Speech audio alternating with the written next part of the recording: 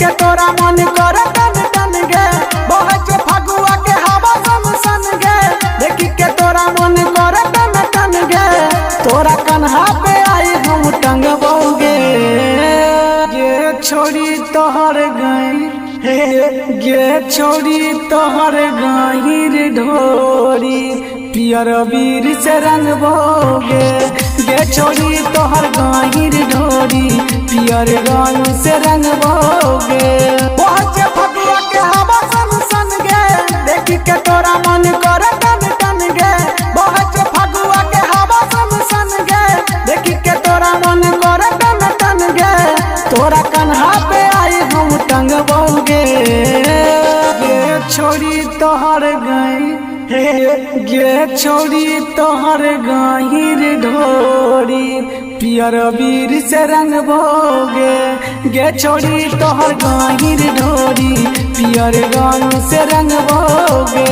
पियर रंग से रंगबोगे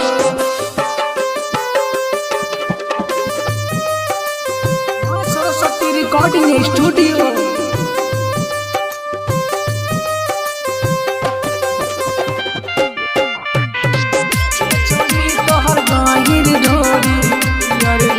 से रंगबोगे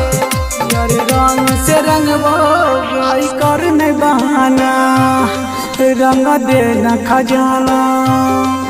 आई कर नहीं बहाना रंग देना खजाना रंग लेने छिए ललका गे तोहर दुनू बैलून कर देबोगे सुन नीचे रंगबो हल्का गे हरियर रंग से रंगबोगे चोली बजतो नहीं कोई अच्छी गे होली हरियर रंग से रंगबोगे चोली बजतो कोई ना अच्छी गे होली तोहर दुनू जवाना के ढंगबोगे गे छोड़ी तोहर गई गे छोड़ी तोहर गहिर ढोरी पियर वीर से रंगबोगे गे छोड़ी तोहर गहिर ढोरी पियर रंग से रंगबोगे पियर रंग से रंगबोगे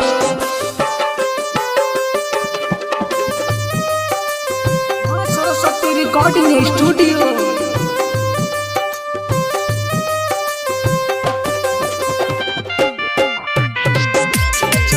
तोहर गहिर ढोरी